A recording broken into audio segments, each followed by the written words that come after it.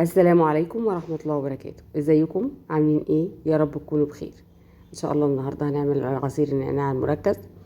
طريقته سهلة وبسيطة، اضمن بكثير ان احنا نعمله في البيت طبعا، وانضف، وانتي عارفة انت عاملة ازاي.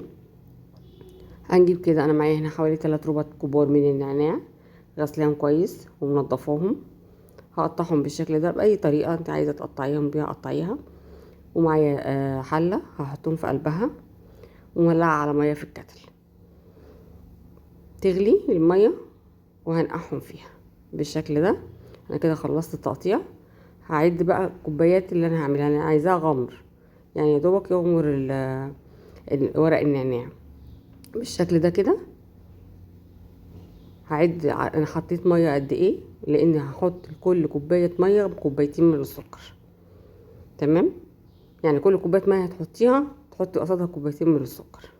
انا كده هسيبه كده وبيته يوم او ليله على الرخامه كده، او احطه في التلاجة.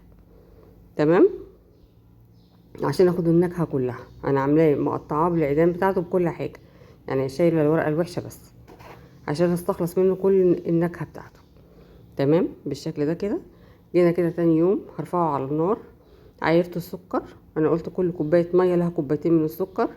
معايا ربع معلقه صغيره من ملح الليمون وعصر نص ليمونه. تمام، بس دول هحطهم في الاخر.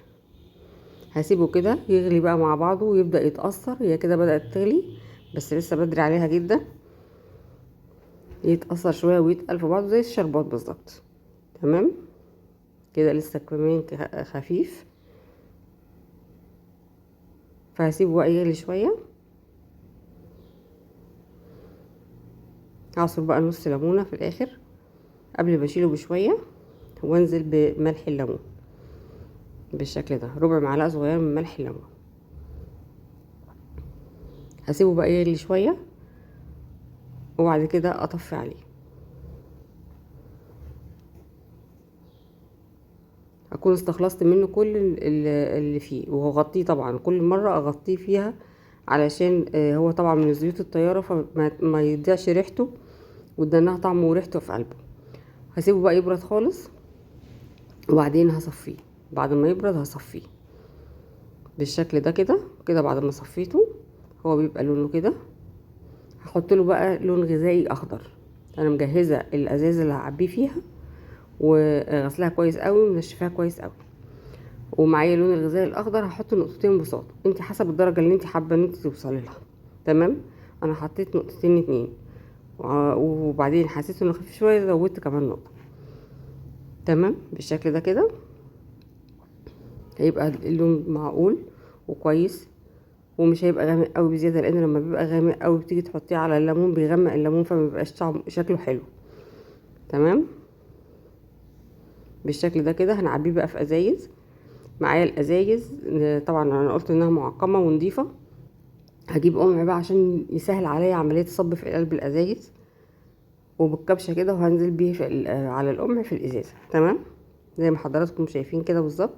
القمع محطوط في الازازه وبالكبشه كده، وهروح حاطه بقى وماليه. ده اسهل من ان اصب من الحله على طول في فوهة الازازه. تمام بالشكل اللي حضراتكم شايفينه ده كده. خلصنا الكميه اللي معايا كلها، وده اللون. انا بفضيها منه حبه في الكوبايه علشان يبان.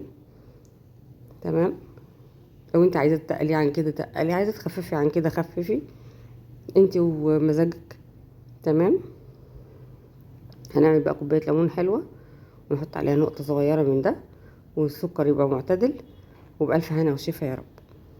ولو وصلت معايا لحد كده ما تنسونيش في اللايك والاشتراك، والى اللقاء في فيديو جديد.